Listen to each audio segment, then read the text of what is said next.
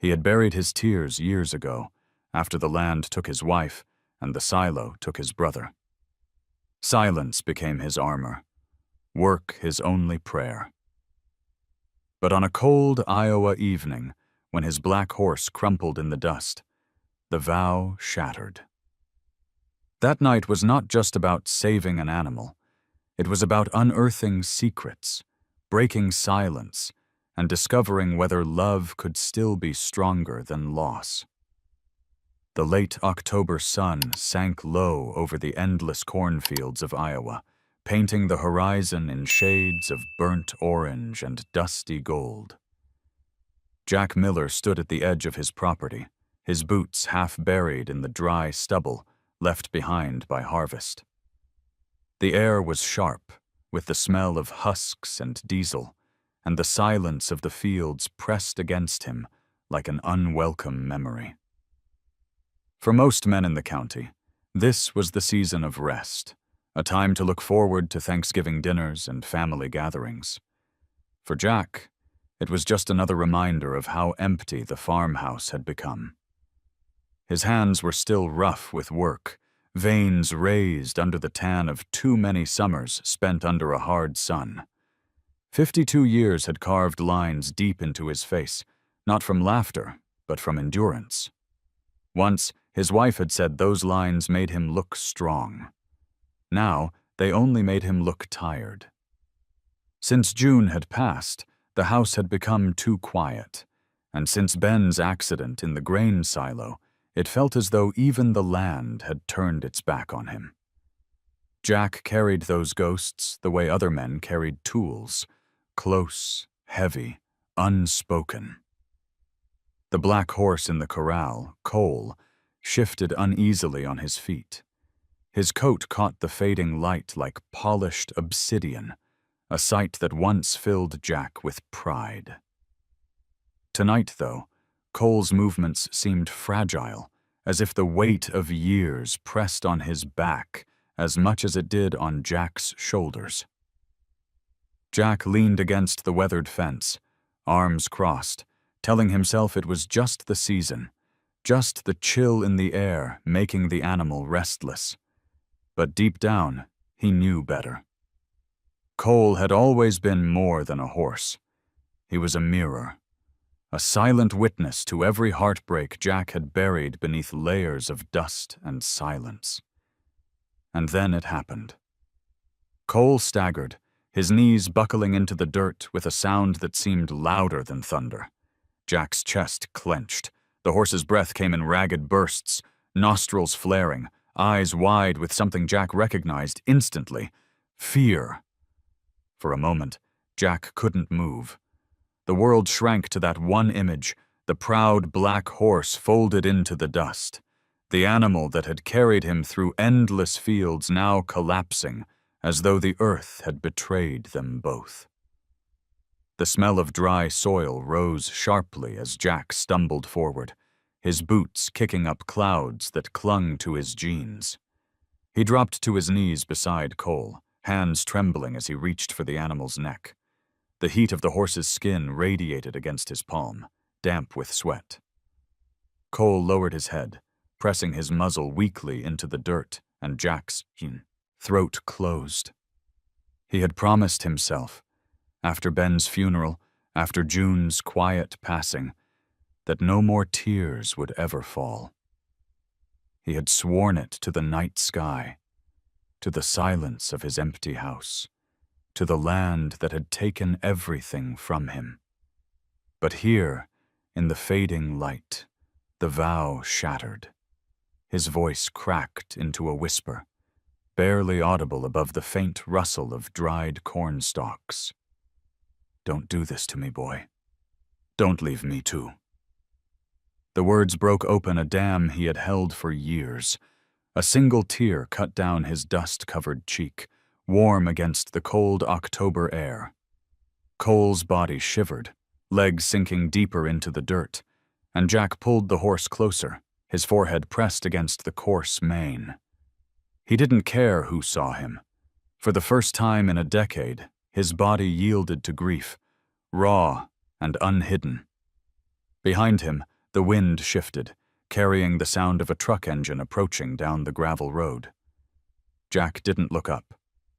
He stayed on his knees in the corral, cradling the horse that had never left his side, whispering the words he thought he had buried forever. I swore I'd never cry again.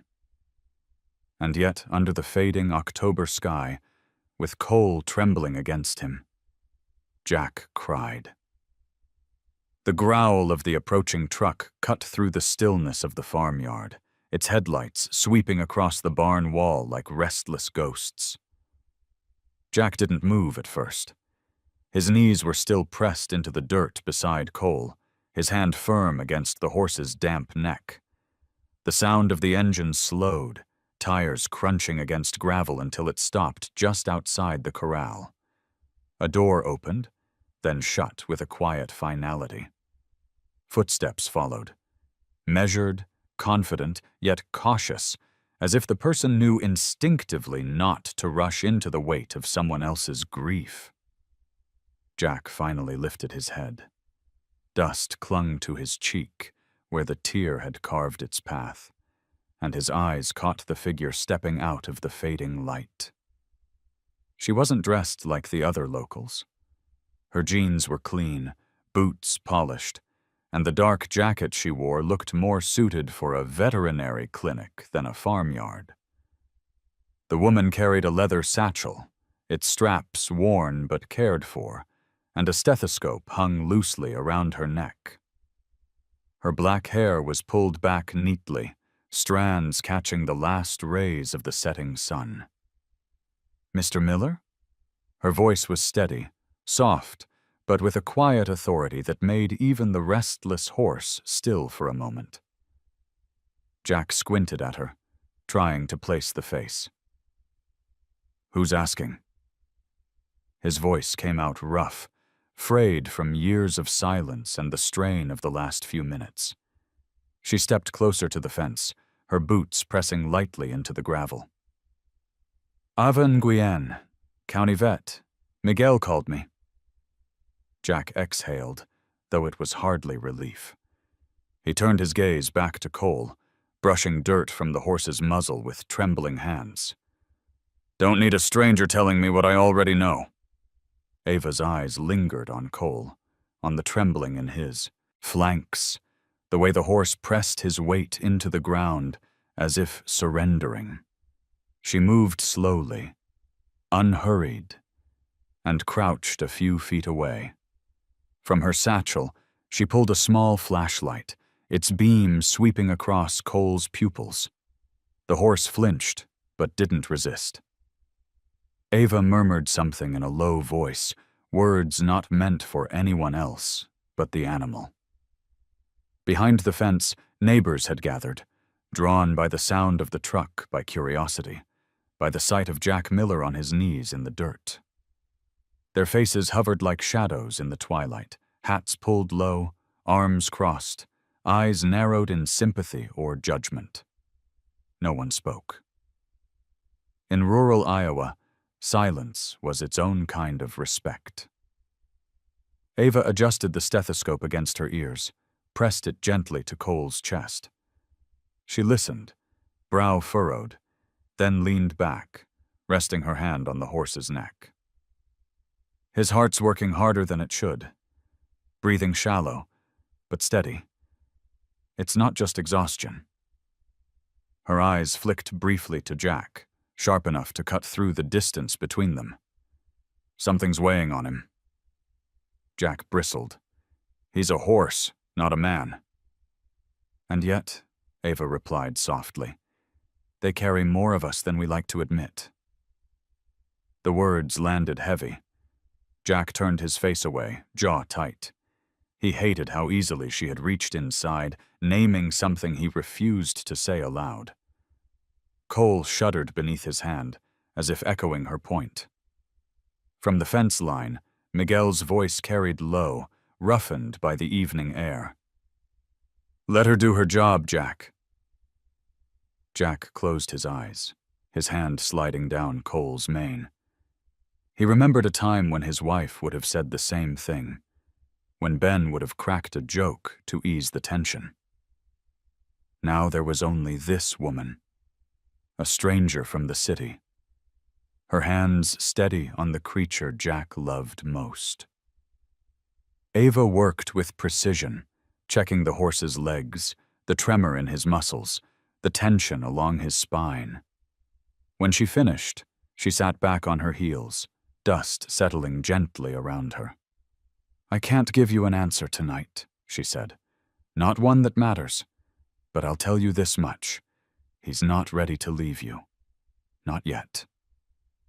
Jack swallowed hard, his throat aching as if her words had torn through something raw. He almost spoke, almost asked the question burning in his chest, but instead he pressed his forehead against Cole's neck. The horse exhaled, a long, weary sigh, and for a moment, the world stilled. Ava rose, brushing the dust from her jeans. Her gaze lingered on Jack, not with pity, but with recognition. "You don't have to carry it all alone," she said simply.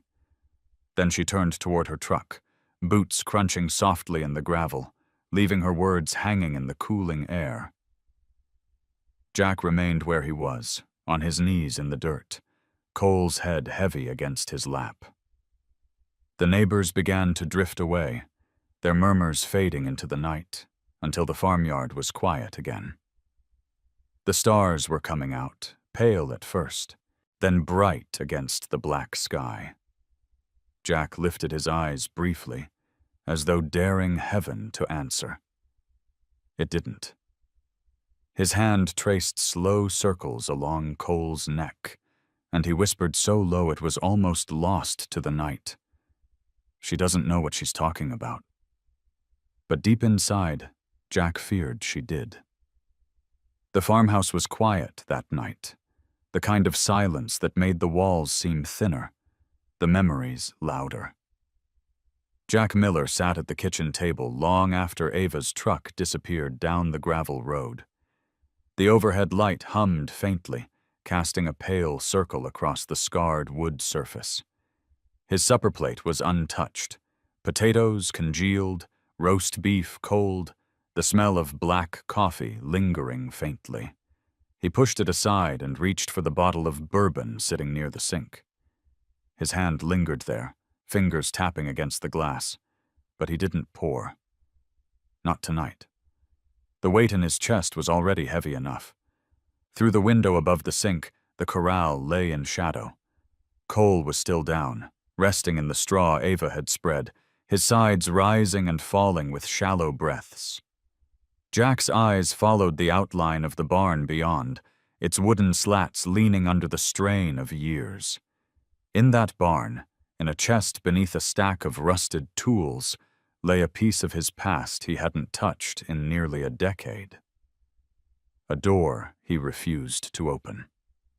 He rose, grabbing his coat from the hook by the back door.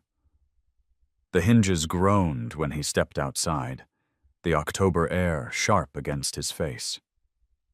The sky was clear, and stars spilled across it like scattered grain. His boots crunched against gravel, then softened on dirt as he crossed toward the barn. Cole lifted his head slightly when Jack passed, eyes glinting faintly in the dark, as if watching him, waiting. Inside, the barn smelled of old hay and oil, with a trace of something metallic that never seemed to fade. Jack flicked the light switch, but the bulb overhead gave only a weak glow.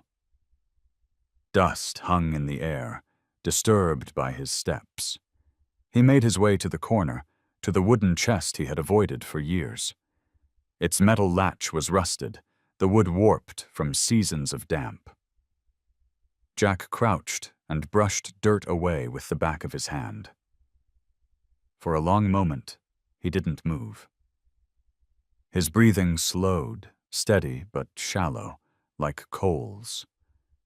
He could hear the faint whistle of wind outside, the distant creak of the weather vane turning. He pressed his palm to the chest lid, and memories surged, the smell of burnt grain, the frantic shouting, the terrible silence after. He had locked those moments away the same way he had locked this chest. With a reluctant pull, the latch gave way. Inside lay tools, gloves, scraps of rope, all layered with dust. And buried beneath them, small and out of place, was a flip phone. Its casing was scratched, the plastic yellowed with age, but Jack recognized it instantly. It had belonged to his younger brother, Ben. Jack's stomach tightened, as though he'd swallowed a stone. He lifted the phone carefully, like it might break apart in his hand. The weight of it was far more than its plastic and circuits. It was the weight of guilt. Jack pressed the power button, half expecting nothing, but the screen flickered, weak and stubborn, still alive after all these years. One message notification glowed. A voicemail, dated the day of the accident. Jack's thumb hovered over the button. His chest ached, the memory as sharp as the day it happened. The smell of hot metal, the roar of the silo auger, Ben's voice calling out as he rushed into the grain to clear the jam. Jack had been at the controls. He had been the one who pulled the lever, the one who realized too late. The phone shook in his hand. He snapped it shut, shoving it back into the chest with a force that rattled the tools. Dust flew, stinging his eyes. Jack slammed the lid closed and stood quickly, chest heaving. He couldn't listen. Not now. Maybe not ever. The barn seemed to close in around him, walls pressing, air thick. He stumbled back toward the door, his boots loud against the wooden planks. Outside, the night air was colder, but it didn't soothe him. He leaned against the barn wall, staring at the stars overhead. His breath clouded, fading as quickly as it appeared. He thought of Ava's words, her calm certainty. They carry more of us than we like to admit. Cole was carrying this silence, this refusal, this weight. And Jack hated her for being right. A faint sound drew his attention. Cole shifted in the corral, struggling slightly, then settling back down with a tired groan. Jack's throat tightened. He walked slowly toward the fence, resting his arms along the rough wood. The horse's eyes found him in the dark, unblinking, patient. For a moment, it felt as if the animal was waiting for him to choose, to open the door fully or to lock it tighter. Jack stayed there until his legs ached, until the chill soaked through his coat. Finally, he turned back toward the farmhouse, his shadow long and thin under the moonlight. He left the chest closed, the phone inside still carrying the voice he couldn't bear to hear. Inside the house, the kitchen was as he'd left it. The plate, the bottle, the silence. Jack lowered himself into the chair, elbows braced on the table, head in his hands. He hadn't listened, but the message played anyway, looping in his mind. The words he imagined Ben might have said. Words he wasn't sure he could survive hearing. And somewhere in the corral, Cole exhaled, a slow and steady breath, as though reminding Jack that silence had its own price. Morning came slow, draped in a haze of pale gray that softened the lines of the fields and barns. Jack Miller had slept little, his eyes red-rimmed from staring at the ceiling, until dawn finally crept through the curtains. The kitchen smelled faintly of stale coffee, the pot still half full from the night before. He rinsed his face at the sink, letting cold water shock him, awake, though it did little to clear the heaviness pressing against his chest. Outside, the land was quiet, the corn stalks rattling softly in the breeze like dry bones. A knock startled him. Sharp, quick, impatient. Jack opened the back door to find a boy standing there, his hands jammed into the pockets of a threadbare jacket. Noah Price, the neighbor kid, 15 years old, skinny as a fence post, with hair that refused to stay combed and eyes too old for his age. His mother worked nights at the diner off Highway 6, and his father was somewhere up in North Dakota, chasing oil fields. Noah often wandered over when the house grew too quiet. "Morning, Mr. Miller," the boy said, voice uneven with the effort of sounding casual. "Mom said I should see if you needed help." Jack frowned, pulling the door wider. "Help with what?" "Anything. Feeding, cleaning stalls, whatever." Noah's gaze flicked toward the corral. Cole stood near the fence, his head low but upright. The horse's black coat glistened faintly with dew, steam rising from his nostrils in the cool air. "I heard he went down yesterday," Noah added carefully. "Figured you might need an extra set of hands." Jack hesitated. He wasn't one for charity, and the thought of letting someone else near Cole tightened something in him. Still, the boy's face held a mix of eagerness and worry, and Jack found himself stepping aside. "Don't get in the way," he muttered.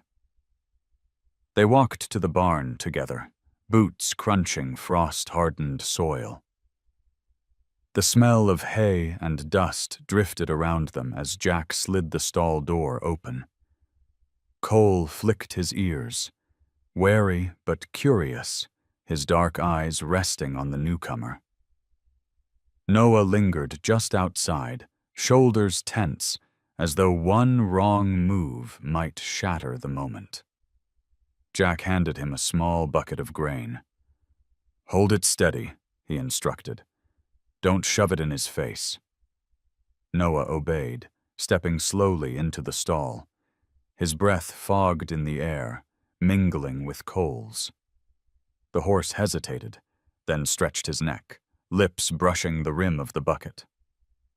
Noah's smile appeared quick and unguarded, his entire frame loosening as Cole began to eat.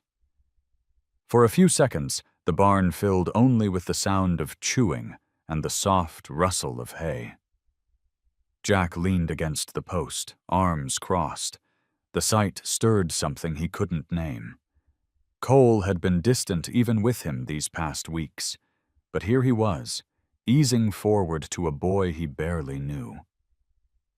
The horse's eyes softened, his ears angling forward, accepting. It wasn't much, but it was more than Jack had expected. "Feels different," Noah whispered, glancing back. "Like he's letting me in." "Don't get used to it," Jack said, though the words came without heat. After the bucket was empty, Noah lingered, hand hovering near Cole's neck.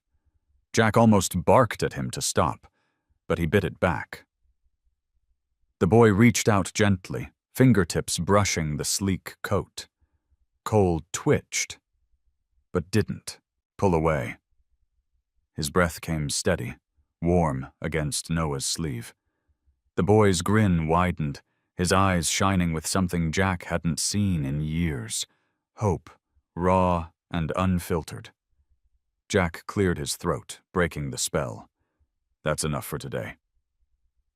They walked back toward the house, the sun climbing higher, burning mist off the fields. Noah shoved his hands into his pockets again, but his step carried a new spring. "You think he'll get better?" he asked. Jack didn't answer immediately. His gaze drifted back to the corral, to the black figure standing still against the morning light. The question wasn't about the horse, not really.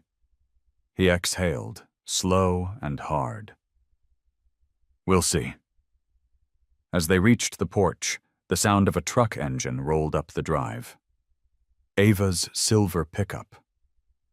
She stepped out, notebook in hand, her expression unreadable as she glanced at Noah, then Jack.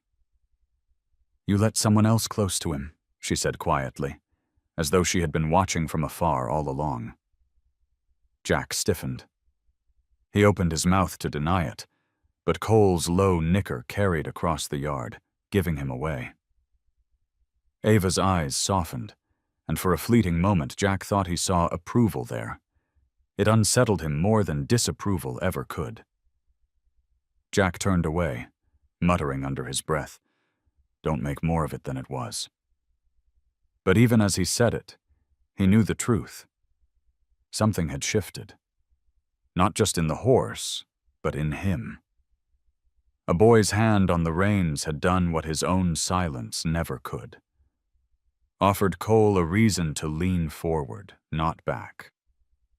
The day moved on, but the image stayed with Jack long after Ava left, long after Noah wandered home. Cole lowering his head, Noah's hand steady, the quiet trust between them. It felt fragile, like the first crack in a frozen river, but beneath it ran something powerful, unstoppable.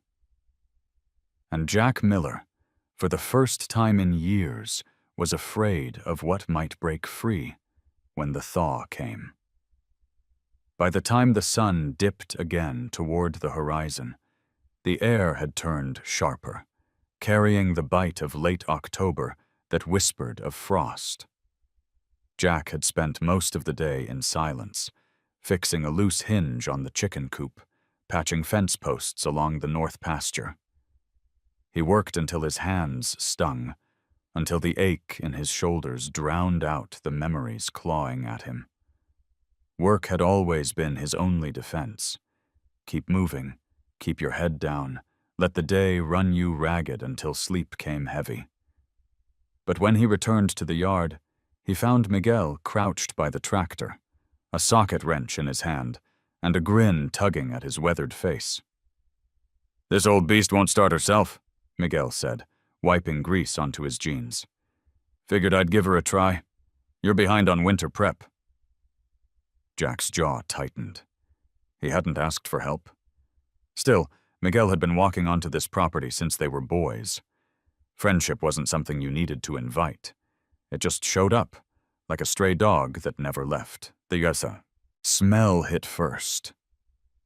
As Miguel turned the ignition, the engine coughed and spat, belching smoke that carried the acrid tang of burnt oil and hot steel. Cole, tied nearby in the corral, flinched. His ears shot back. Nostrils flaring, Jack's eyes snapped toward him, instinct pulling tighter than any rope. "Easy, boy," Jack muttered, stepping closer to the fence. But Cole's muscles quivered, his hooves scraping against the dirt. The engine rattled again, louder this time, the grinding of gears sharp as broken glass. It was a sound Jack knew too well. His chest constricted, breath shallow. He saw the grain silo again, the flash of Ben's jacket disappearing into the choking dust, the metallic scream of machinery just before the silence swallowed everything. His hand trembled against the fence post. Cole let out a sharp, panicked snort, lunging back until the rope went taut. "Kill it!" Jack barked. Miguel turned the key, and the engine shuddered to silence. The smoke lingered, curling through the air like ghosts. Jack climbed over the fence and stood beside Cole, pressing both hands against the horse's neck. The animal's heart hammered beneath his touch, wild and desperate, mirroring the frantic rhythm in his own chest. For a long minute, neither man nor beast moved. When Cole finally steadied, Jack exhaled through gritted teeth. He glanced over the fence, his glare landing hard on Miguel. "Don't do that again." Miguel lifted his hands, grease blackening his palms. "Jack, the snow's coming. You need this equipment working. You can't keep shutting it all down every time a memory creeps up." "Leave it," Jack growled. His voice was low, dangerous, but beneath it lay something brittle. Miguel studied him for a long beat before setting the wrench down with a clank. "It's not just you anymore. That horse is tied up in it too. You keep pretending you can outwork the past, but he feels every damn bit of it." Jack didn't answer. He kept his hands on Cole's neck, fingers tangled in the black mane. The horse's sides rose and fell in shallow bursts, eyes still wide with the residue of fear. The stench of metal smoke clung to Jack's nostrils, making him want to gag. He turned away, leading Cole back into the barn. Inside, the air was cooler, gentler, carrying the earthy scent of hay. Jack stroked Cole's flank, whispering under his breath, words he barely understood himself. Not your fault. Not your burden. The horse leaned into him, weight pressing as if to say otherwise. Later, when Jack stepped out, he found Ava waiting by her truck. She must have driven in quietly, unnoticed in the chaos. She stood with her arms crossed, eyes fixed on the barn where Cole had disappeared. "What happened?" she asked. "Nothing," Jack said too quickly. She tilted her head, unconvinced. "I smelled it down the road. Burnt oil, metal smoke." Her gaze cut to his. "That smell. He'll never forget it, Jack. Neither. Will you?" He wanted to deny it, to shove her words back into her throat. But his chest still burned with the memory, and the horse's tremble still clung to his skin. He shoved his hands into his pockets, turning away. "You don't know a damn thing about it," he muttered. Ava didn't press. She simply nodded once, like a doctor who already knew the diagnosis, even if the patient refused to hear it. She opened her truck door, pausing before climbing in. "You'll have to face it, or you'll both keep braking." Her engine started, taillights glowing red as she pulled down the gravel road. Jack watched until the dust settled back into the silence. He returned his gaze to the barn, to the shadow moving inside. Cole shifted, letting out a low, unsettled breath.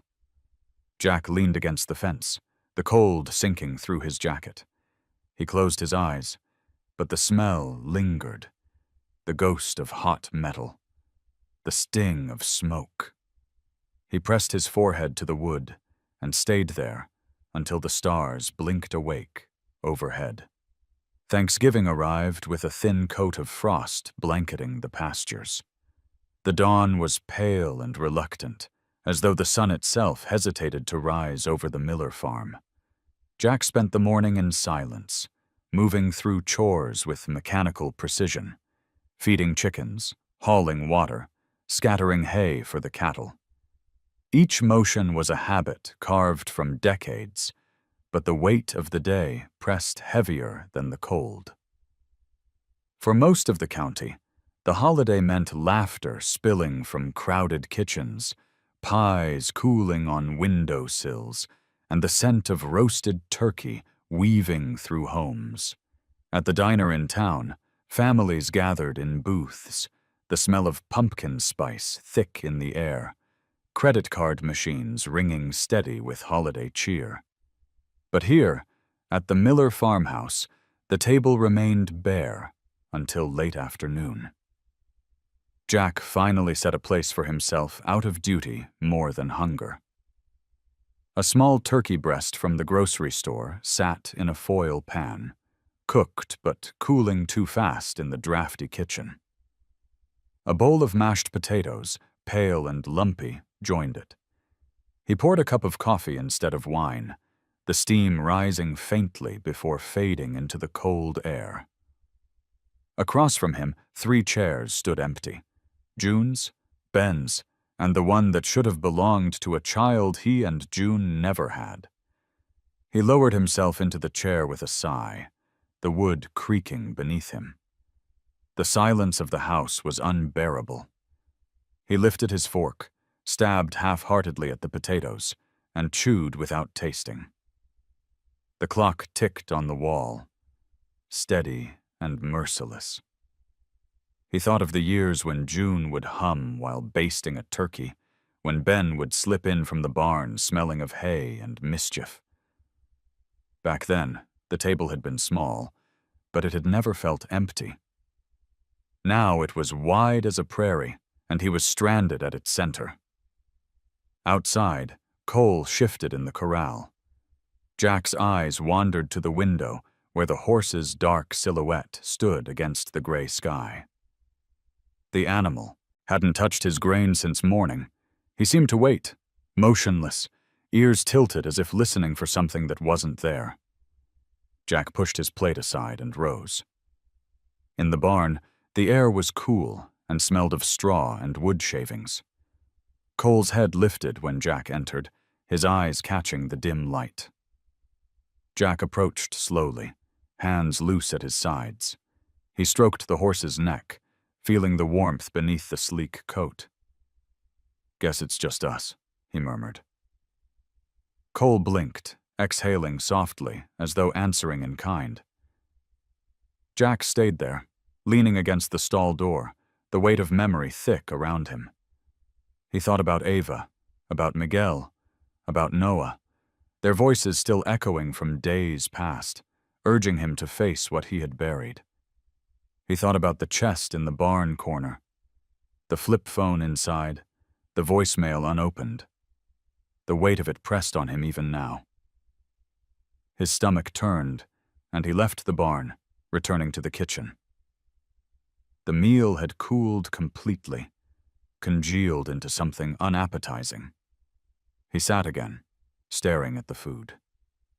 His hands tightened around the coffee mug, knuckles whitening. The clock ticked louder. He pictured June's wind chimes on the porch, swaying gently in some other Thanksgiving years ago, laughter spilling into the evening. The knock at the door startled him. Jack rose, slow and cautious, and opened it to find Noah standing there again, cheeks flushed red from the cold. The boy held a paper plate covered with foil. "Mom sent me," Noah said, eyes darting past Jack into the empty house. "Said you shouldn't eat alone." Jack hesitated. His instinct was to refuse, to push the boy away before kindness dug deeper into wounds he wasn't ready to expose. But the smell wafted from the plate, stuffing, sweet potatoes, a slice of pie. The scents carried him back decades, to dinners crowded with family. He swallowed hard. "Tell your mom thanks," he said, his voice rough. Noah nodded, then shifted awkwardly. "Mind if I say hi to Cole before I head back?" Jack studied him for a moment before stepping aside. "Don't take too long." As Noah hurried off toward the barn, Jack lingered at the door, watching. The boy's figure was small against the dusk, but Cole lifted his head the instant Noah approached. Ears pricked forward.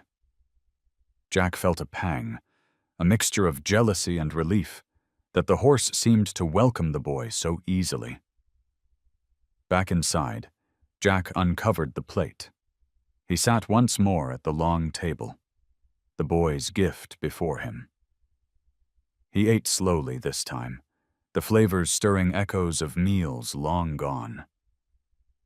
When he finished, he sat back in the chair, hands folded in his lap. For the first time in years, he didn't feel entirely alone. The house was still quiet, but outside, faintly through the walls, he heard Noah's laughter mingling with Cole's gentle snort. It was a sound that didn't belong to him, but it carried into the hollow spaces nonetheless. Jack closed his eyes and let it fill the silence. The storm rolled in without warning. One moment the sky was a slate-gray canvas. The next it split open, thunder cracking across the flat Iowa land like a rifle shot.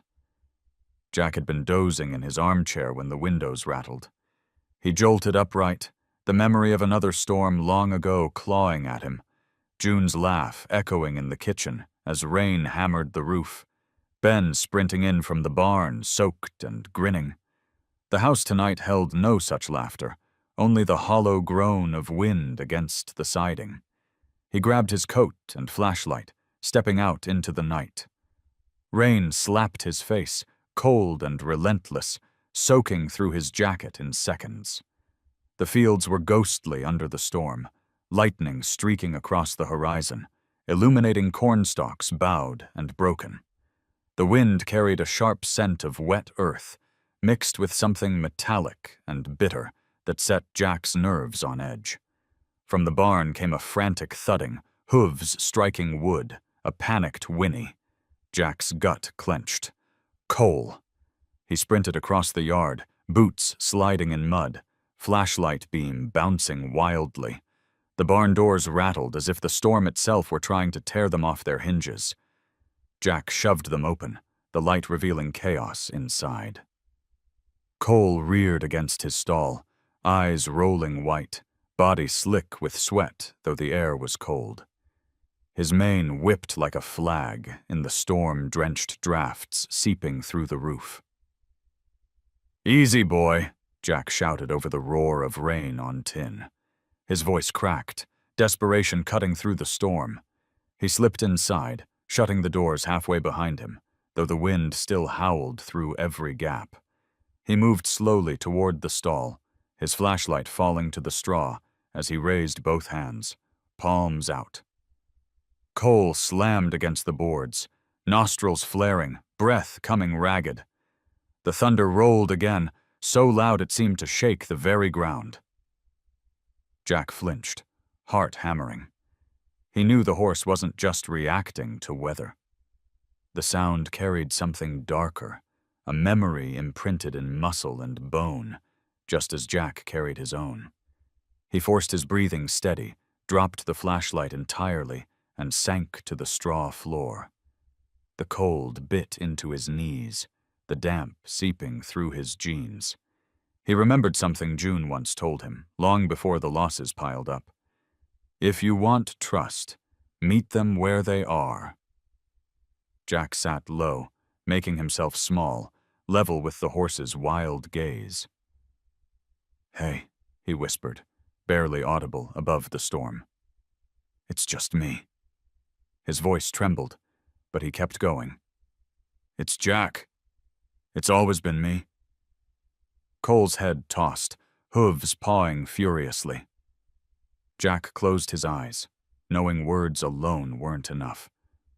So he did the only thing left to him. He sang. The melody was broken, raw from disuse, but it came. An old country tune June used to hum when she worked in the garden. The words stumbled, but the sound filled the barn, weaving with the thunder in fragile defiance. Jack's voice wavered, but he didn't stop. Cole's ears flicked. His movements slowed, uncertain. His breath still came heavy, but less frantic. Jack kept singing, eyes shut tight, his chest aching with every note. The storm raged, but inside the barn, a small shift began. The horse stepped forward, one hoof pressing carefully into the straw. Jack opened his eyes. Cole's head had lowered, nostrils flaring as though trying to place the sound. Jack extended a hand, palm open, his song dropping to a hum. For a suspended moment, man and horse stood on the edge of something fragile, something that could collapse with the next clap of thunder.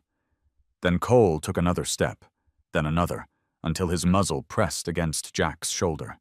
His breath was hot and damp, carrying the sharp tang of fear slowly giving way to something else. Recognition. Jack's throat closed. He stopped singing, leaning into the touch, his hand sliding up to Cole's neck. The tremors still ran through the horse's muscles, but he wasn't fighting anymore. Instead, he leaned back, as if allowing Jack to bear some of his weight. The storm battered the roof above them, rain spilling through cracks, dripping cold down Jack's back. But he didn't move. He stayed there, grounded by the feel of the horse's breath, the steady thud of a heart beginning to slow. "You're not alone," Jack whispered. The words were for Cole, but they landed inside himself as well, echoing in a place he had kept locked for too long. Minutes passed before the storm began to ease, the thunder rolling further east, the rain softening to a steady patter. Cole stood calmer now, ears flicking at the sound of Jack's voice, his head still pressed close. Jack's shirt clung to his skin, chilled and heavy, but he didn't care. For the first time in years, he felt needed. Truly needed. Not by land or debt or ghosts, but by this living creature that mirrored his own scars. When the storm finally broke into silence, Jack rose slowly, brushing damp straw from his knees. Cole followed him with his eyes, a quiet steadiness replacing the earlier panic. Jack reached out, giving the horse's muzzle one last stroke before retrieving the flashlight. As he stepped back into the night, the sky was clearing.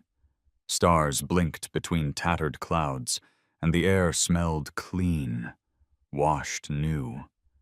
Jack looked once more at the barn before heading toward the farmhouse. He knew tomorrow would bring the same struggles. Debts, silence, the unopened phone in the chest. But tonight something had shifted. He hadn't planned it, hadn't asked for it. But in the midst of thunder and fear, Cole had leaned on him. And in that moment, Jack had leaned back. The morning after the storm broke clear and brittle, the ground still damp with puddles that mirrored the pale sky. Jack rose stiffly from his chair, every joint aching as though the thunder itself had pressed into his bones. He moved through chores in silence, but his mind stayed fixed on the barn, on the way Cole had leaned against him through the night. The memory steadied him for a moment, but by noon, reality arrived in the form of a beige sedan kicking up gravel in his drive. Dana Whitfield stepped out, crisp as a ledger sheet. Her coat was tailored, her heels too fine for the mud, but she moved with the certainty of someone who never worried about slipping. She carried a slim briefcase, its leather polished and sharp against the washed-out November light. "Mr. Miller," she called, adjusting her scarf as she approached the porch. Jack set down the feed bucket in his hand, wiping his palms on his jeans. "Dana." His tone was flat, neither welcome nor hostile, just worn. She climbed the steps, pulling papers from the briefcase. "I won't take much of your time, but the bank has been patient long enough. Your loan is 90 days overdue. Winter's coming, and carrying non-performing accounts into the new year isn't an option." Jack's jaw worked as he stared past her at the barn, where Cole shifted in the corral, ears twitching. He wanted to walk away, to shut the door and leave her words to scatter in the wind, but he forced himself to meet her eyes. "I told you I'd make good on it. And I told you promises don't keep the lights on." She held out a sheet for him to see, neat columns of numbers lined with merciless clarity. "You have 30 days, Jack. 30. After that, the bank will be forced to pursue liquidation." The word struck like a hammer. Liquidation. It wasn't just land or equipment. It was Cole, the barn, the last threads of his family's life woven into this soil. He swallowed hard, the taste of rust in his mouth. Dana's gaze softened slightly, though her voice remained firm. "I don't want to see you lose everything. Selling that horse would cover a third of what you owe. It would buy you time." The suggestion cut deeper than the threat. Jack's fists tightened at his sides. He pictured Cole in some stranger's pasture, eyes dulled, carrying someone else's weight. The thought made his chest burn. "No," he said, the word rough, final. Dana tilted her head, studying him. "You've always been a stubborn man. Stubborn doesn't pay bills." She slid the paper onto the porch rail and closed her briefcase with a click. 30 days. I'll be back." Her heels clicked across the boards, sharp against the quiet.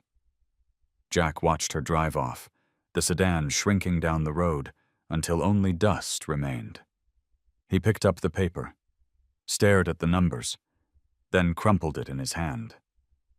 The sound of Cole's whinny carried across the yard, pulling his eyes back to the corral.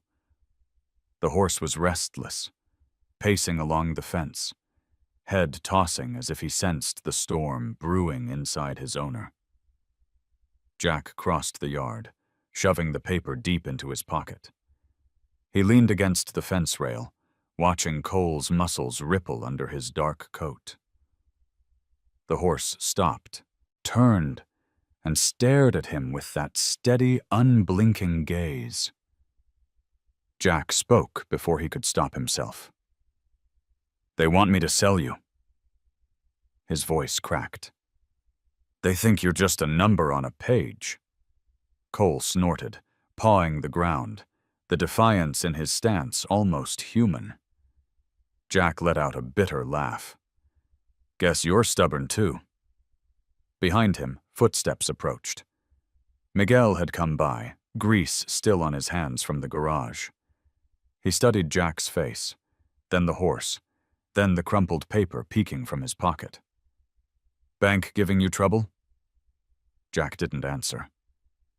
Miguel sighed, leaning against the fence beside him. "I've seen this before. They circle like vultures. You think you're just fighting for dirt, but you're fighting for your own skin." He looked at Cole, then back at Jack. "Don't let them take him. He's more than land, more than debt. He's the piece of you that's still alive." Jack closed his eyes, the weight pressing heavier than the sky itself. He wanted to believe Miguel, wanted to believe strength alone could hold back the tide. But the paper in his pocket burned like a brand, reminding him of the 30 days ticking away. That night, Jack sat at the kitchen table long after dark, the numbers still haunting him. Cole's steady breathing drifted faintly through the window from the barn. Jack folded his arms on the table, pressed his forehead to them, and whispered into the silence, "I can't lose you too." The words hung heavy, unanswered, as the farmhouse groaned against the winter wind. The first frost of December left the fields glittering like glass. Jack rose before dawn, his body stiff but restless, as if sleep had been too fragile to hold him. He made coffee, black and bitter, and drank it at the window while the farmyard lay under a pale wash of light. From the barn drifted the sound of coal shifting, the creak of boards beneath his hooves. Jack closed his eyes, clinging to that sound like a lifeline. But reality pressed harder with each sunrise. The bank's 30-day notice sat folded in his coat pocket, the weight of it growing heavier with every passing hour. He avoided looking at it, avoided the words stamped across the top. Notice of default. He avoided Ava's eyes when she stopped by, her quiet questions about Cole's progress more than he could stand. And he avoided Miguel's blunt warnings, though they rang true. "So long as you keep hiding, Jack, it'll all come crashing down." That morning, Miguel returned, bringing tools. "We've got to start these machines before they seize up for the season," he said, voice low but insistent. "Snow's coming. You'll need them ready." Jack shook his head, tightening his grip on the coffee mug. "Not today." Miguel set the toolbox on the porch with a thud. "There's no not today. You can't just let them rot." The two men stared at each other, silence strung tight as barbed wire. Finally, Jack relented with a grunt, the fight draining out of him. He followed Miguel to the shed where the tractor and baler waited, hulks of rust and steel sleeping in the cold. Dust coated every surface. The air smelled of old oil, of forgotten labor. When Miguel twisted the key, the tractor sputtered awake, coughing smoke into the air. The sound was jagged, grinding, merciless. Cole's scream pierced the yard a heartbeat later. Jack whipped around, blood freezing. The horse had bolted against the corral fence, eyes wide, muscles quaking as though the world itself were collapsing. Jack's chest seized. The memory roared back, violent and unstoppable. Ben's body swallowed by a cascade of grain, the shriek of machinery overhead, his own hands pulling the lever too late. He stumbled forward, his vision tunneling, lungs clawing for air. "Jack!" Miguel shouted, slamming the tractor off. The engine shuddered to silence, but the damage was done. Jack collapsed to his knees in the dirt, his palms digging into frozen soil. His breath came ragged, his chest burning. Cole trembled across the yard, nostrils flared, breath clouding the air in frantic bursts. Man and horse mirrored each other, caught in the same storm, their pasts converging in the present like a noose. Miguel crouched beside Jack, gripping his shoulder. "You can't keep doing this," he said fiercely. "You break every time the machines start. And now he breaks too." He pointed toward Cole, still quaking in the corral. "That horse is carrying your ghosts. You think you're protecting him, but you're feeding him the same fire that's burning you alive." Jack's head dropped, sweat mixing with cold rain still clinging from the ground. He wanted to deny it, to shove the truth back into the shadows. But the sight of Cole, knees buckling as though he might go down again, was undeniable. Jack forced himself to stand, his body trembling with exhaustion. He crossed the yard, stumbling to the corral, and pressed his forehead against the horse's mane. "I'm sorry," he whispered, his voice raw. "I'm so damn sorry." Cole's breath steadied against him, still fast but no longer frantic. Jack gripped the rope, holding on as if it were the only thing keeping them both upright. Behind him, Miguel watched in silence, his face lined with worry but softened by something like compassion. When Jack finally turned back, his eyes were red-rimmed, his voice hoarse. "Every time I hear it, it's like he's there again. Ben, shouting, then nothing, and His words broke.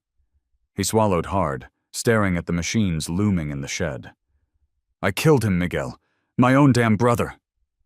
The admission cracked the silence open, sharp and brutal. Miguel shook his head slowly. "No. The accident killed him. You've been carrying blame that was never yours to bear. And now that horse is breaking under the same weight." Jack clenched his fists, shoulders rigid.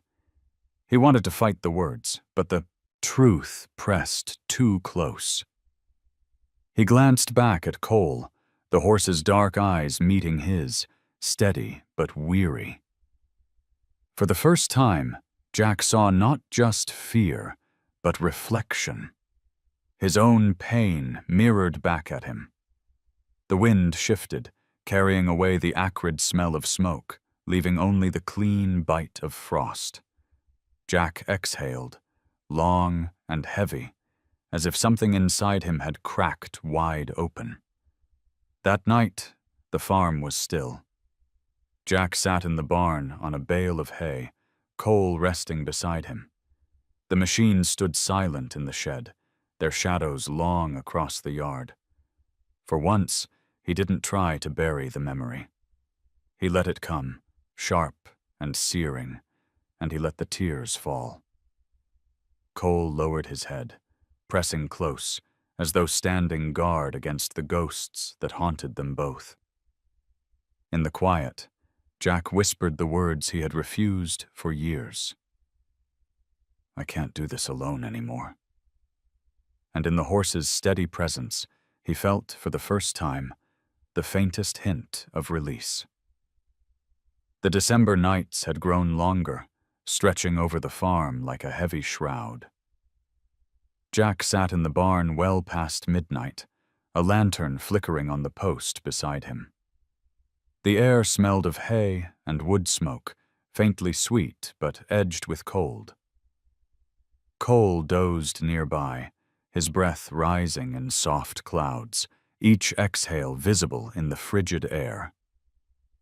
Jack leaned forward on a hay bale, elbows braced on his knees, the unopened flip phone resting heavy in his palm.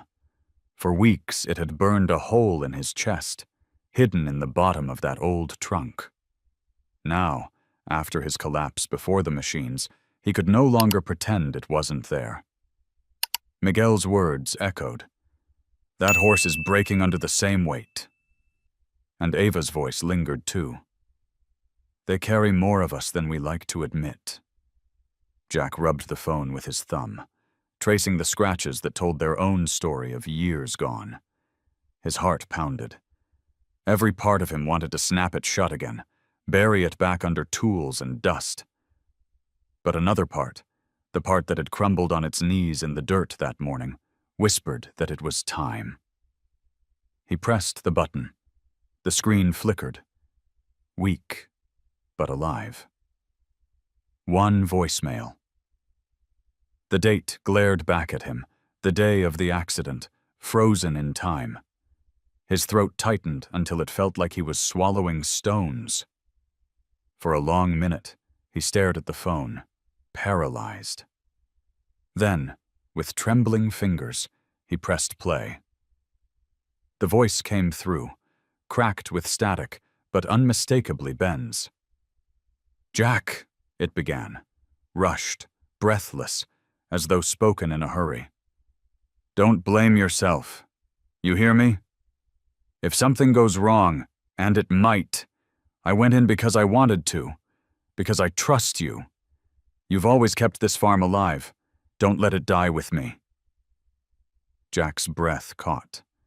The sound of Ben's voice was like a blade sliding between his ribs. He pressed the phone tighter to his ear, eyes burning. "I know you'll carry it," Ben continued, his voice breaking. "Because that's who you are. But you've got to let go sometime, Jack. For June, for yourself. And if you can't, then find someone who can remind you what living feels like. Don't waste it. Don't waste the land. Don't waste yourself." The message ended with silence, the kind that roared louder than thunder. Jack sat frozen, the phone trembling in his hand. His brother's words carved through the years of guilt, through the silence he had built like walls around his heart. Cole stirred, shifting in the straw, his eyes half open. Jack's gaze fell to the horse, and in that instant he understood. Ben had been right. The burden he had chained to himself had not only broken his own body, but had been pressing on to Cole as well. The horse was carrying it, mirroring it, breathing it. Jack lowered the phone, pressing it against his chest as if holding on to Ben himself. Tears spilled freely, cutting hot tracks down his face. His voice cracked into the stillness. "I killed you in my mind every day since. But you never blamed me. And I can't keep doing this." Cole lifted his head and let out a low nicker, deep and steady, as though answering. Jack rose slowly, crossing to the stall, and laid his forehead against the horse's warm neck. The steady rhythm of Cole's heartbeat bled into his own, a grounding force. "You knew," Jack whispered. "You've known all along." The horse exhaled, long and slow, as if releasing what had been held inside for years. Jack closed his eyes, breathing in the musky scent of sweat and hay, letting himself believe, if only for a moment, that Ben's voice had come not from a machine, but from something still alive in this place. Later, he sat again on the hay bale, the phone resting on the table beside the lantern. He didn't hide it away this time. He left it in the open, its silence no longer a threat, but a presence. The barn creaked softly as the wind shifted outside. Jack leaned back, his hands folded across his chest. He felt drained, emptied, but in that emptiness there was something else, Space. The kind that could be filled with more than grief. For the first time in years, he allowed himself to imagine a future where the farm wasn't just a monument to loss, where Cole wasn't just a mirror of pain, but a partner in survival. The night carried on, still and endless. Cole dozed again, his breathing deep and even. Jack stayed awake, listening, holding on to the sound like a tether. He knew the road ahead was far from clear. Dana's deadline, the looming winter, debts that couldn't be wished away. But for the first time, he felt like he had a voice beside him. Ben's. Cole's. His own, no longer locked behind silence. When the lantern finally guttered out, Jack whispered into the dark, "I heard you, Ben. I heard you." And in the stillness of the barn, he swore he felt his brother's voice ride the wind, lighter than sorrow, stronger than fear. The morning after Jack listened to Ben's voice, the farm felt strangely altered. Nothing had changed on the surface. The fences still leaned, the fields still wore their frost, the debt still loomed heavy. But inside Jack, something had shifted. For the first time in years, the silence of the house didn't crush him. It simply was. He brewed coffee and sat on the porch, watching Cole graze along the fence line, his breath puffing in white clouds against the cold. The horse moved more easily, not fully free of weariness, but steadier, as though the night had lightened him too. By mid-morning, Ava's truck appeared on the road, its tires crunching frozen gravel. She stepped out with her usual quiet authority, clipboard in hand. "How's he doing?" she asked, nodding toward Cole. Jack rubbed his chin, his breath steaming in the air. "Better, I think." Ava studied him for a long moment, her sharp eyes catching more than he wished. "And you?" He gave a short laugh without humor. "I finally listened to Ben." The words felt foreign leaving his mouth, but lighter too. Ava's gaze softened. She didn't ask what the message said. Didn't need to. Instead, she nodded toward the barn. "Sometimes healing isn't about medicine. Sometimes it's about truth finally spoken." Before Jack could reply, Miguel's truck pulled up, engine rattling. He climbed out, slamming the door against the cold. "I hear the bank's deadline hasn't changed," he said, no preamble. "What's your plan, Jack?" Jack exhaled. He had avoided the answer for too long, but Ben's voice had left no room for running anymore. He glanced between his two friends, then toward Cole, who stood watching as if he too waited for the verdict. "I'm not selling him," Jack said firmly. The words were low but resolute. "Not the land, not the horse. I've spent too many years burying what matters most. I'm done running." Miguel's shoulders dropped, relief mingling with worry. "Then we fight. But you can't do it alone." Ava nodded, stepping closer. "There are grants, programs for community agriculture and therapy. If you're willing to open the farm, let people in. You can keep both the horse and the land." Jack's jaw tightened. The idea of strangers walking his fields, touching the fences Ben had built, unsettled him. But then he looked at Noah, who had wandered in from the road, his jacket too thin for the cold. The boy waved, his grin wide as Cole nickered in recognition. That image, Cole leaning toward the boy, trust blossoming where Jack thought none remained, answered for him. "Then we open it," Jack said, his voice steady. "Not for money. For survival. For him. For all of us." Miguel grinned, clapping him on the back. That's the Jack I remember. Ava smiled faintly, though her eyes shone with something deeper. It's never too late to stay. Later, as the sun sank, Jack walked the property alone. He paused at the old oak tree where June's wind chimes hung silent in the winter air. The sun's metal tubes clinked faintly when the breeze stirred, carrying echoes of her laughter. He touched the chimes gently, then looked out over the land, the soil that had taken so much, but also held everything he had left. Cole approached quietly from behind, nudging his shoulder. Jack turned, resting his forehead against the horses. His voice came in a whisper, fragile, but sure. We're staying, boy. Whatever it takes, we're staying. The horse let out a low breath, warm against the cold.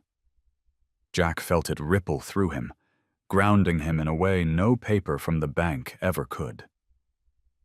That night, he sat at the kitchen table, the bank's notice spread out before him. He didn't shove it in a drawer this time. He wrote across the bottom in rough, uneven script, "I'm not leaving." Then he pinned it to the wall above the sink, where he would see it every day. A promise, not to the bank, but to himself. For the first time in years, Jack climbed into bed and slept through the night. No machines, no collapsing silos, no ghosts clawing at the door. Just the steady rhythm of Cole breathing in the barn, and the echo of Ben's voice reminding him that staying was not failure. It was the beginning of something new. The December sun broke weakly through a veil of clouds, spreading thin light across the frozen fields. Jack pulled his collar high against the wind as he walked toward the barn, a coil of rope in one hand. Cole lifted his head from the hay, ears flicking forward, his breath rising in pale plumes. The horse seemed calmer these days, steadier. There was still tension in his muscles, but it no longer held him captive. Waiting by the barn door was Noah, a wool cap pulled low over his ears, his cheeks pink from the cold. He shifted from one boot to the other, nervous energy spilling out of him. "You sure it's okay?" the boy asked, nodding toward Cole. "Him and me?" Jack studied him for a long moment, then gave a curt nod. "As long as you listen." Ava stood nearby, her hands tucked into her jacket, watching with the quiet patience that seemed to unnerve Jack more than her sharp words ever did. Miguel leaned on the fence, arms crossed, a grin tugging at the corner of his mouth. The four of them made a strange assembly: doctor, mechanic, farm boy, and grieving farmer. But somehow, together, it felt right. Jack led Cole into the open yard, the snow crunching beneath hooves. He handed the rope to Noah, who held it gingerly, as though it might bite. "Don't pull," Jack instructed. "Guide. Keep your shoulders loose. Let him see you, feel you." Noah swallowed hard, but nodded. He stepped forward, rope in hand. Cole shifted, uncertain at first, but didn't bolt. The boy's movements were clumsy, hesitant, yet something in his face softened. A mixture of awe and responsibility. Cole's ears flicked back, then forward, testing. Jack held his breath. "Talk to him," Ava said gently. "Not with words. With your body." Straightened, adjusting his stance, his shoulders squaring like he'd seen Jack do. Cole responded with a slow blink, his steps evening out as he followed. The sight tugged at something deep in Jack's chest. "Good," Jack said, the word rough but sincere. "Keep him steady." The lesson lasted no more than 15 minutes, but by the end, Noah's confidence had grown. He walked Cole in a slow circle, the rope slack between them, trust forming in the quiet rhythm of their movement. When he finally stopped, the horse stopped too, lowering his head slightly as though acknowledging the boy's effort. Noah turned, eyes wide, a grin splitting his face. "Did you see that?" Jack's lips twitched, almost a smile. "Yeah, I saw." Cole shook his mane, sending snowflakes scattering. Jack stepped closer, patting the horse's neck.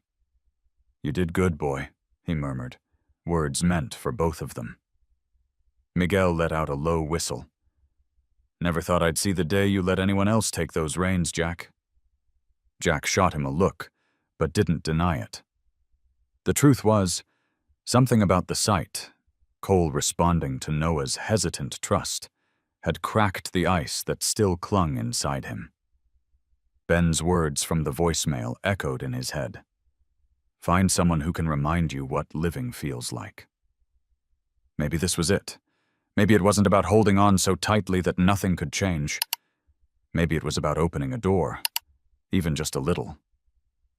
When the lesson ended, Noah handed the rope back reluctantly.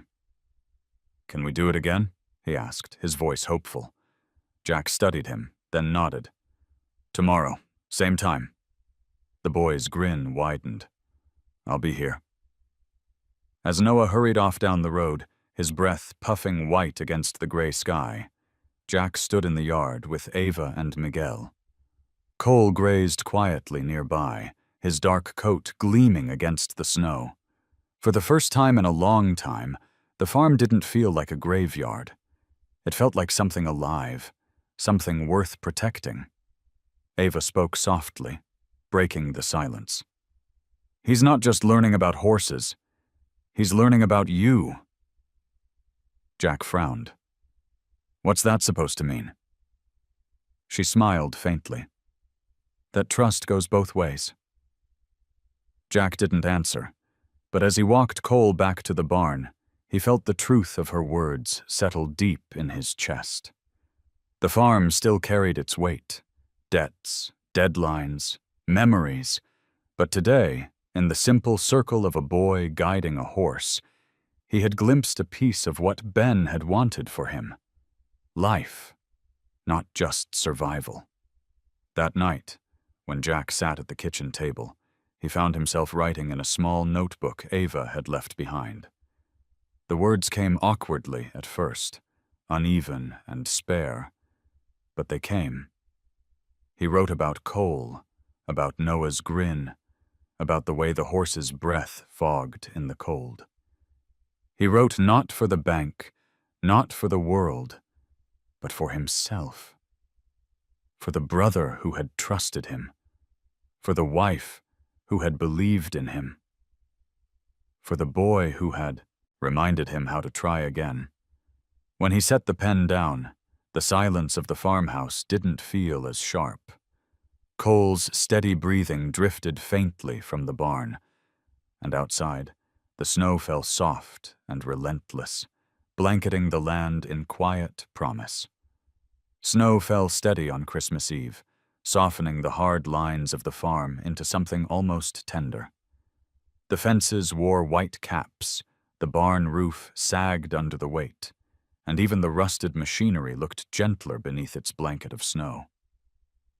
Jack Miller shoveled a path to the barn, his breath clouding the night air, lantern swinging in his hand. The farmhouse behind him glowed faintly, a single string of lights hanging along the porch. Noah had insisted, and Jack hadn't argued. Inside the barn, Cole stood calm, his black coat dusted with flakes that melted into his mane. The horse lifted his head as Jack entered, ears flicking toward the sound of boots on straw. Jack set the lantern on a post and leaned against the stall, studying him. "Tomorrow's Christmas," he said softly, as if the horse might answer. Cole exhaled, warm breath rising in the cold air, steady as a promise. By evening, the farmyard had filled with unexpected life. Pastor Luke had stopped by, his old station wagon loaded with hymnals and casseroles. Miguel arrived with his wife and 2 daughters, carrying laughter that spilled like heat into the frozen night. Ava came too, unannounced, bringing a thermos of cider that steamed sweet with cinnamon. And Noah, of course, arrived bundled in a coat too big for him, grinning as though the whole farm belonged to him. They gathered in the yard near the barn, a circle of lanterns casting gold against the snow. Pastor Luke led a hymn, his voice rough but earnest, the words drifting up into the night sky. Others joined quietly, their voices weaving together until the air itself seemed warmer. Jack stood apart at first, his hands buried in his coat pockets, but gradually the sound drew him in.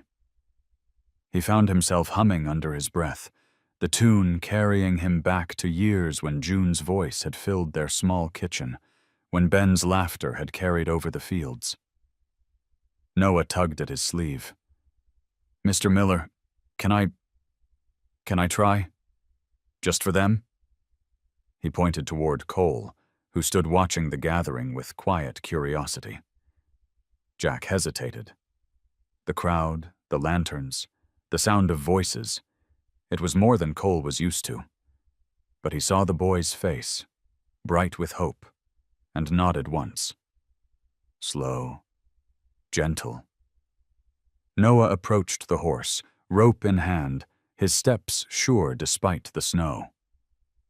Cole flicked his ears, shifting slightly, but he didn't retreat. The boy lifted the rope, guided him into the circle of lantern light. A hush fell over the group as the black horse stepped forward, his dark coat gleaming against the snow, his breath puffing like smoke. Jack held his breath. A stray gust rattled the lanterns, and Cole's muscles tensed, but Noah steadied him with a soft hand and a quiet word. The horse blinked, then relaxed, his head lowering.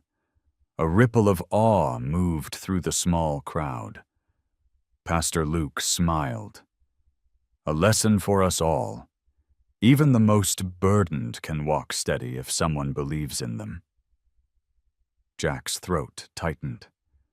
He glanced at Ava, who caught his eye, her look saying what she didn't need to speak. That someone includes you. The hymn rose again, this time stronger, voices carrying over snow-covered fields. Cole stood calm in the lantern glow, Noah at his side, the boy's hand resting gently on the rope. Jack felt something inside him loosen, a knot he'd carried so long he'd forgotten it was there. When the song ended, laughter followed, gentle, unforced. Miguel passed around steaming cups of cider. Ava's smile warmed the edges of the cold, and Noah's eyes sparkled like he'd just been handed the whole world. For a moment, Jack let himself be part of it.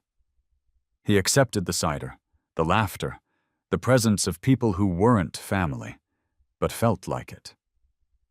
Later, when the others left, Jack returned to the barn. Cole stood waiting, ears pricked forward. Jack stepped into the stall, resting his hand against the horse's neck. "You did good tonight," he whispered. Cole leaned into his touch, his body solid and steady against the winter chill. Jack stayed there long after the lantern burned low, listening to the quiet. The farm was still, the stars sharp above, the snow deep and clean. For the first time in years, Christmas Eve didn't feel like a hollow ache. It felt like a gathering place, of voices, of trust, of something worth holding on to. The first week of January brought a cold so sharp it seemed to crack the air itself. Jack pulled his coat tighter as he walked up the steps of the town hall, boots striking against the stone. The building stood squat and weathered on Main Street, its flag snapping stiff in the wind. Inside, the air smelled faintly of dust and paper, warmed by old radiators that hissed like irritated snakes. The hearing room was already full. Farmers in worn flannel and battered hats filled the benches, their faces lined with fatigue and frustration. The county board sat at the front, a row of stern figures behind a long oak table, their papers stacked high like walls between them and the lives they judged. At the edge of the room, Dana Whitfield from the bank sat with her briefcase, her expression neutral but watchful. Jack took a seat near the back, Cole's presence still clinging to him like a second skin. He had left the horse in the care of Noah for the morning. Reluctantly, but with a trust that surprised him. Now, as the murmurs of the crowd ebbed and the meeting came to order, he felt the weight of more than debt pressing on him. This was about water rights, about survival, about whether the land that had carried his family's name for generations would still carry it come spring. The chairman droned through reports and numbers, the language of policy stripped of flesh and bone. Farmers spoke in turn, their voices rising with anger or breaking with fear. Words like allocation and restriction cut through the air. But behind them lay fields that might not grow, families that might not stay. Jack listened, his jaw tight, his hands clenched in his lap. When his name was called, the room shifted. He stood slowly, feeling the eyes of the town on him. Some sympathetic, some skeptical, some eager for him to fail. He walked to the front, boots echoing against the floor, and stood before the board. "I'm not here to argue numbers," Jack began, his voice rough but steady. "You've got plenty of those already. I'm here because this land isn't just mine. It's my brother's sweat in the soil, my wife's laughter in the wind, my own mistakes carved deep into the fences. And now, it's a boy named Noah learning how to hold a rope steady, and a black horse that carries more of me than I ever admitted." A murmur rippled through the room. Dana leaned back in her chair, studying him with sharp interest. "I've spent years thinking silence was strength," Jack continued. "Thinking if I just worked harder, kept my head down, I could carry it all. But I was wrong. Silence nearly killed me. Nearly killed the horse I swore to protect. What we need, what I need, isn't charity. It's a chance. A chance to stay. To use what's left to build something that isn't just about surviving another winter, but about giving back." He paused, his breath clouding faintly in the cold room. "You want to see accountability? Come to my farm. See the programs Ava's starting with me. See Miguel fixing the barns. See Noah finding a place to belong. We're not just holding on to dirt. We're holding on to each other. If you cut that off, you're not saving water. You're cutting the lifeline of people who've already lost too much." For a long moment, silence filled the room. The board members shifted, uncomfortable. Pastor Luke, sitting near the front, gave a quiet nod, his hands folded as if in prayer. Finally, the chairman cleared his throat. "Mr. Miller, this is highly irregular testimony, but—" he glanced at his colleagues, then back. "We'll take your words into consideration." Jack inclined his head, then stepped back. As he returned to his seat, he caught Dana's eye. For once, her expression wasn't cold calculation. It was something more complicated. Respect, maybe, or the faintest glimmer of doubt. The meeting dragged on, filled with debates and figures. But Jack barely heard. His chest felt raw, scraped open, yet lighter. He had spoken the truth aloud, not just to Cole in the dark barn, not just to himself, but to the world that had stood watching him unravel for years.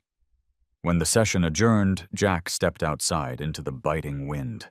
Snowflakes spun in the air, stinging his cheeks. Miguel joined him, clapping a hand to his shoulder. "You did good in there," he said. Jack shook his head. "Doesn't mean they'll give us what we need." "No," Miguel agreed. "But it means they heard you. And sometimes that's the start." Across the street, Noah waved from where he stood holding Cole's rope. The boy had brought the horse into town, a boldness Jack hadn't expected. Cole stood tall despite the strange surroundings, his black coat stark against the snow. Jack crossed the street, his boots crunching, and took the rope from Noah's hands. The horse leaned close, exhaling into the cold. Jack pressed a hand to his neck, whispering, "We said we'd stay. And we will." The wind whipped harder, rattling the flag above Town Hall. Jack lifted his eyes, squinting into the pale sky. For once, he didn't feel small beneath it. He felt steady, rooted, like the oak tree on his land. Whatever the board decided, whatever the bank demanded, he had already made his choice. He wasn't leaving. The verdict from the county board came a week later. A letter arrived, plain and official, edges damp from snowmelt where it had slipped through the mailbox. Jack stood on the porch holding it, the cold seeping into his fingers. He didn't open it right away. For once, the outcome felt secondary to the decision he had already made. Stay, fight, and rebuild. Whatever words lay inside could not change that. Instead, he looked out over the land. Snow stretched across the fields like a blank canvas, clean and waiting. The air smelled of cedar and cold iron, the kind of winter air that cleared the lungs. Cole stood by the fence, head lifted, ears pricked forward as if sensing something new. His body looked stronger now, his movements surer, though the scar of fear lingered in the tight flick of his tail whenever machinery clanked in the distance. Jack finally tore the envelope open. The words blurred at first, his breath fogging the page, but the meaning came clear. A reprieve.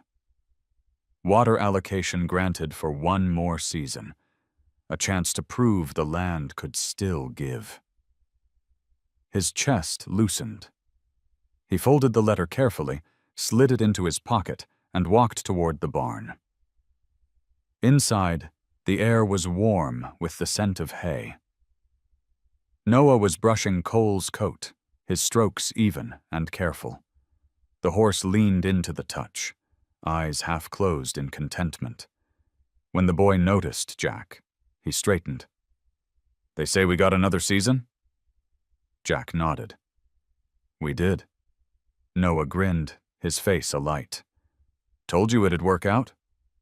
Jack chuckled, a sound rusty but genuine. "Maybe you did." He reached for the brush, finishing a stroke down Cole's neck. "But it wasn't the board that gave us this chance. It was him. And you." Later that day, Jack walked to the oak tree at the edge of the yard, the one where June's wind chimes still hung. Snow crunched beneath his boots, the air so still he could hear the faint creak of branches overhead. He stood for a long moment, the chimes frozen quiet, their silver tubes glinting in the pale light. With careful hands, he untangled the ice, nudging them until they swayed. A soft note rang out, clear and delicate, carried on the wind. Cole wandered up behind him, breath steaming in the cold. Jack rested a hand on the horse's neck, eyes lifting to the chimes. "She used to say the wind carried our voices higher than we could reach," he murmured. He let the sound linger, each note dissolving into the sky. Noah joined him, his small boots crunching the snow. He tilted his head at the chimes. "Sounds like someone answering back," he said. Jack's throat tightened. He looked down at the boy, then back at the horse, then up at the sky. "Maybe it is." That evening, as dusk settled, Jack sat at the kitchen table with a notebook open before him. Ava had given it to him weeks ago, and tonight he filled its pages, not with ledgers or debts, but with memories. June's laughter, Ben's last words, Noah's first ride, Cole's steady breath in the storm. He wrote them down as if pinning them to the earth itself, a record not of loss, but of endurance. When he finished, he set down the pen, listening. The farmhouse creaked in the wind, but it no longer felt empty. Outside, Cole shifted in the barn, his presence steady. The chimes rang faintly from the oak tree, soft and persistent. Jack leaned back in his chair, eyes closed, letting the sounds fold into him. The farm had not been saved by miracles. It had not been spared by pity. It had endured because he had finally chosen to stay, to speak, to trust. The scars remained, in him and in Cole, but scars were not weakness. They were proof of survival. Jack rose, pulling on his coat, and stepped outside. Snowflakes drifted slow and silent, settling on his shoulders, his hat. He walked to the barn, where Cole waited, ears flicking at his approach. The horse stepped forward, pressing his head gently into Jack's chest. Jack wrapped an arm around him, his breath catching in the cold. "We made it," he whispered. The words carried into the stillness, rising with the chimes that answered faintly across the yard. And for the first time in a long time, Jack Miller believed it. If this story touched you, let me know by leaving just a simple 0 or 1 in the comments. I read every single one. Your voice matters here. Don't forget to subscribe, because the next story may be the one that stays with you forever, just like this farmer and his black horse.